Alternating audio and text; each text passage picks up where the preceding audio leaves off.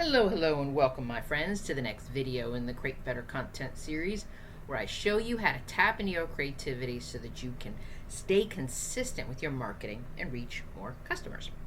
My name is Penny, and I'm going to be your guide.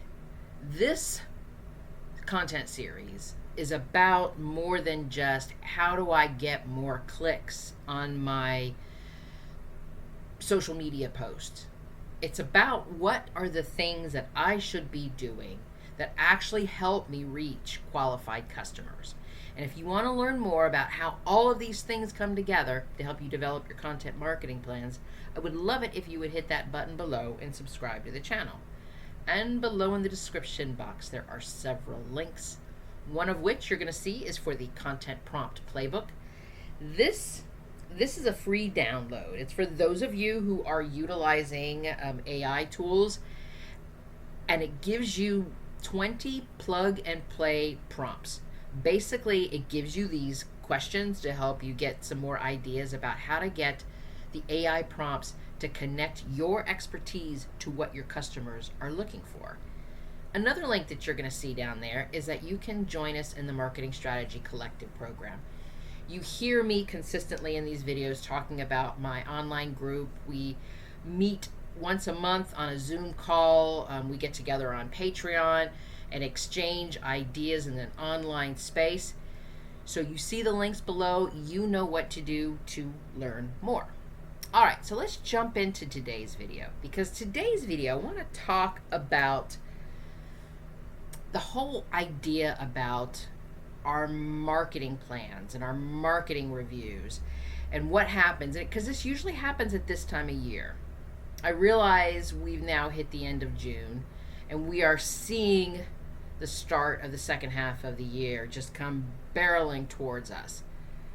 But for those of you who haven't taken the time to pause and taken a look at what's happened in the first 6 months of the year, this video is for you. Because I gotta ask you, if you didn't do that this month, when was the last time you sat down and reviewed it? Not what you plan to do with it, not what you're creating this week, not what you're going to be scheduling into all of those programs that you're using. Actually reviewed things. Because when the month is ending like it is right now, do you immediately just start thinking, okay, well, did any of this actually work? Let's just keep going here. It's like going across the country, and you know that if you just put that GPS into there, then it's just going to keep pushing you forward. But you don't really know what's happening because you're not looking at the dashboard and you're just putting your foot on the gas and driving. You just keep moving. You have no idea how fast you're going, how much fuel you're using, whether you're really heading in the right direction, or is this GPS taking you to some place that might not really exist. And that's exactly how a lot of business owners seem to be approaching their marketing. So I want to talk about this because I really think that doing something, whether it's a quarterly marketing review, a monthly marketing review, or even if you just do something like right now, 6 months in, that review, it's really something very simple that you can do. And it's not about creating complicated spreadsheets or I need some expensive analytics software, because I think sometimes we can create those excuses in our head, like I need all of these things in place before I can really review stuff. But that's not true. What I'm asking you to do in this kind of review, and as a matter of fact, this is so important that this month's strategic workbook for the Marketing Strategy Collective was all about taking them through the steps of what they should be reviewing and understanding what their decision metrics are. And what I mean by decision metrics are the difference between something like a visibility metrics, like how many followers you've got or how many impressions you've got, is one thing. But a decision metric is a number that you can track. It's a real number with real people, not AI tools telling you approximately 65% of the people that are doing this. No, real people, because you can see in your analytics that real people are responding to your post. Real people are clicking on your links. That information is so valuable to you, because when you have that information, you're no longer guessing about what people are thinking, what they're feeling, what they're doing. You see it. And you utilize this information as not just, something to make yourself feel bad or judgy about your business. It's a conversation. It allows to start having a structured conversation with your business, because your marketing is not going to improve by you just putting your foot on the gas and keep going.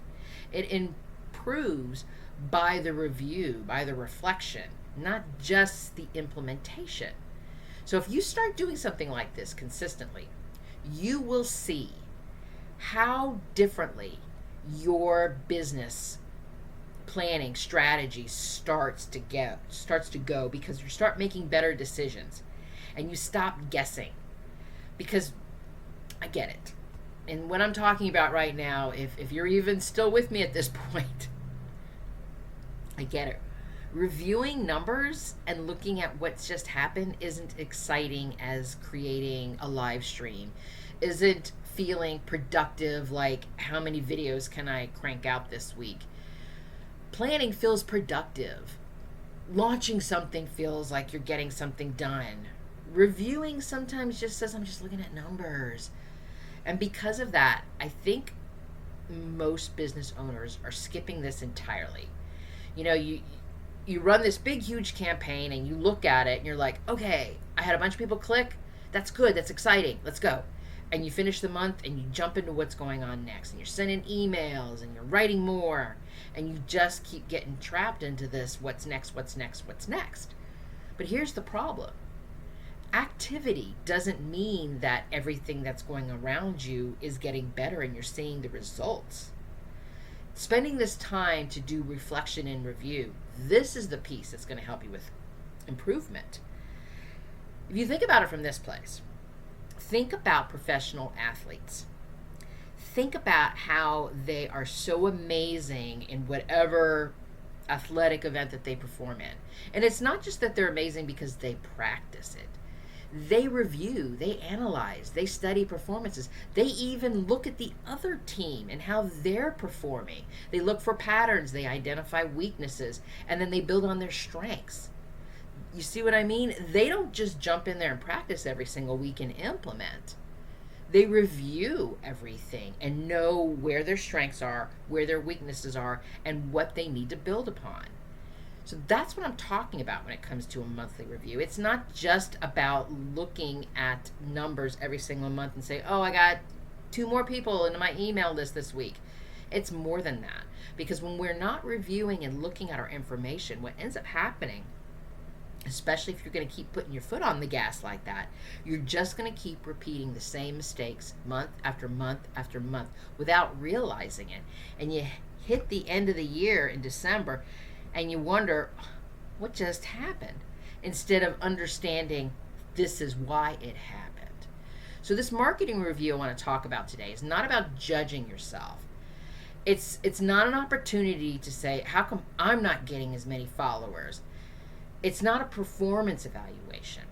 It's a space for you to keep learning. And it's a space for you to ask the question, what is my marketing trying to teach me? Because every month, your business is collecting this kind of information.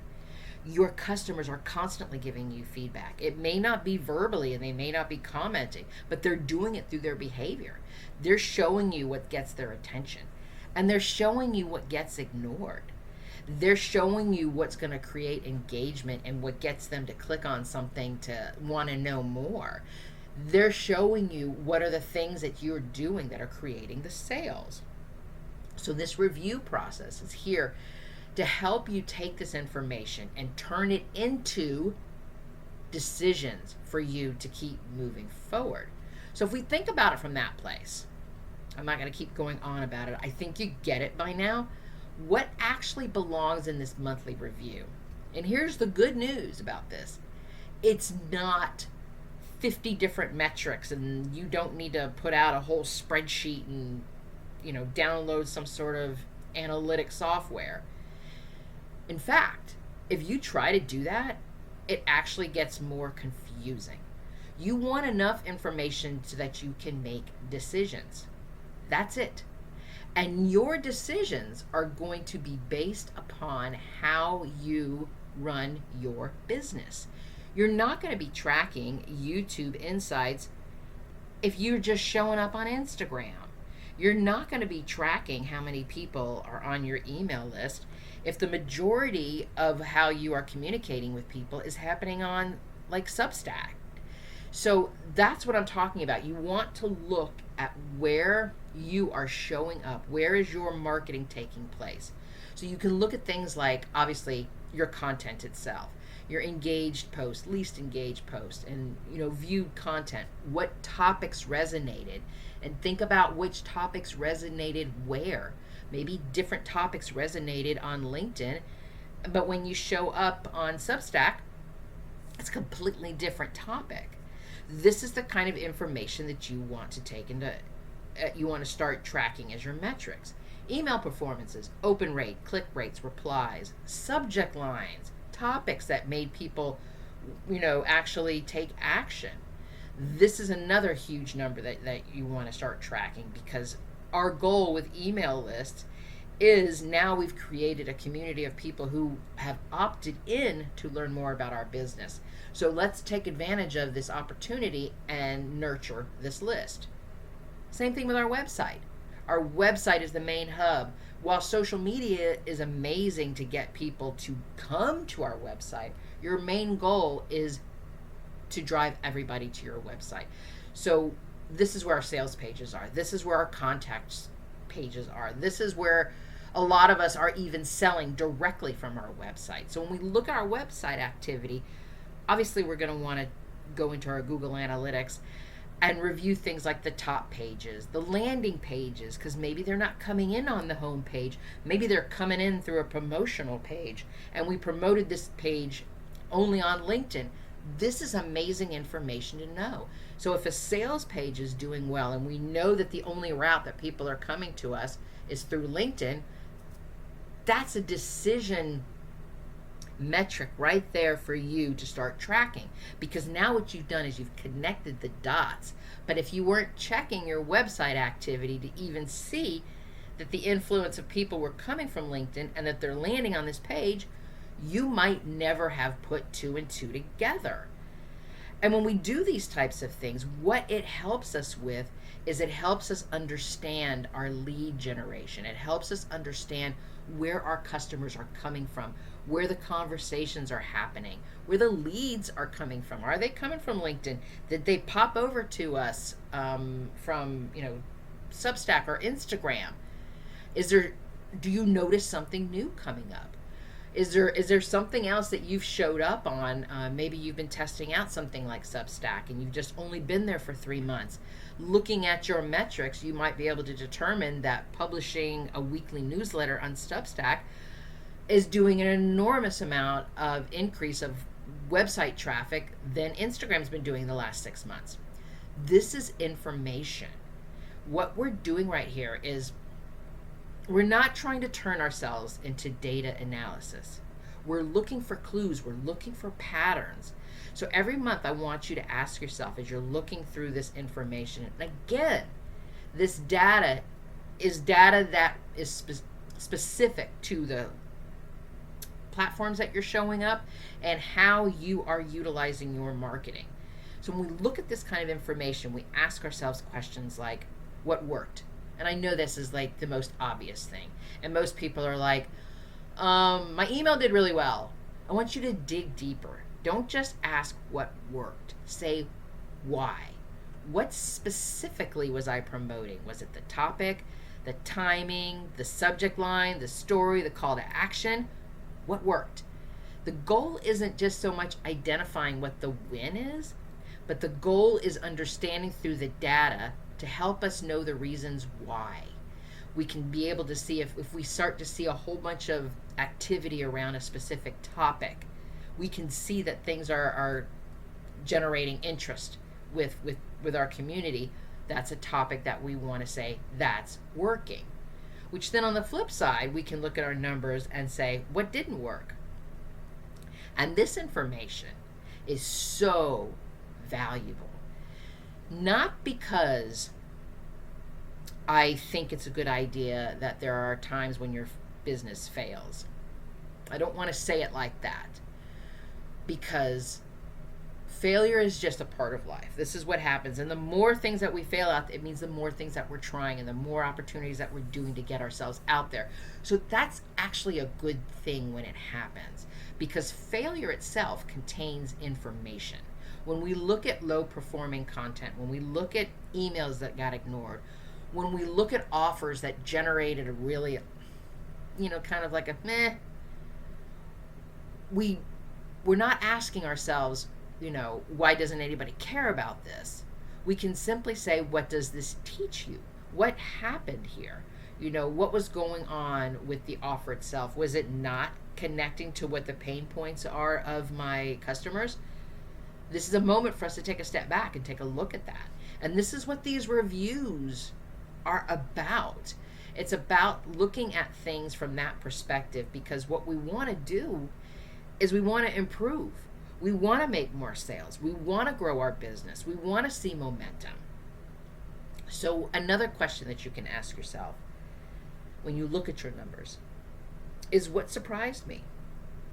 And I always think this is one of the most important questions that seems to get missed, because the surprises themselves often reveal opportunities.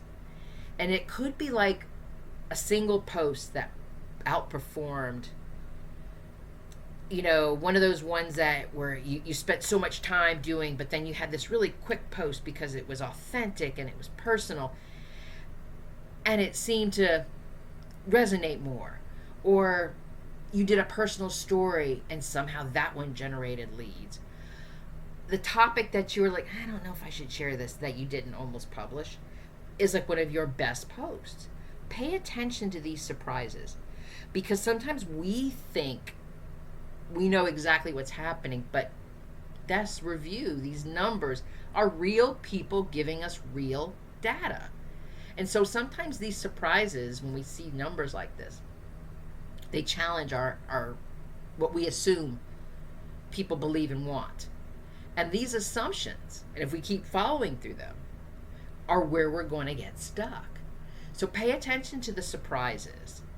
And now another question that I would ask you, if you now know what's working, what's not working, what's surprising you, what should you focus on next? This is where the learning takes action. So the goal of the review isn't just information. The goal of all of this is to help you make decisions. So you've, based upon what you've learned, based upon what you've uncovered, based upon what you dug into, what are you focusing on next? Not the 10 things, 1 or 2 things. Maybe it's storytelling seems to be doing really well for me. This email was really good because these 3 emails did really well because they were a lot shorter. Maybe I should look at shorter type of emails. All of these types of things. Every type of review leaves you with information that lets you think about how to move forward. So if we think about it from that place, and if you ever get stuck and you're not really sure how to bring all this forward, let's bring AI into this conversation. Because this is one of the most underrated ways that people are using AI. I see this all the time. People are using AI for content creation. Totally get that, because it's really, quick and easy at that. But one of the best things that you can use your AI tools for is this type of analysis. Imagine putting in those content results and then your email metrics and your website traffic and those lead generation numbers and pasting them into AIs and saying, act like a marketing strategist, and based on these results, help me pull together a monthly marketing review. That's a powerful starting point, because now what happens is AI does what AI does really, really good. It identifies patterns. It sees trends.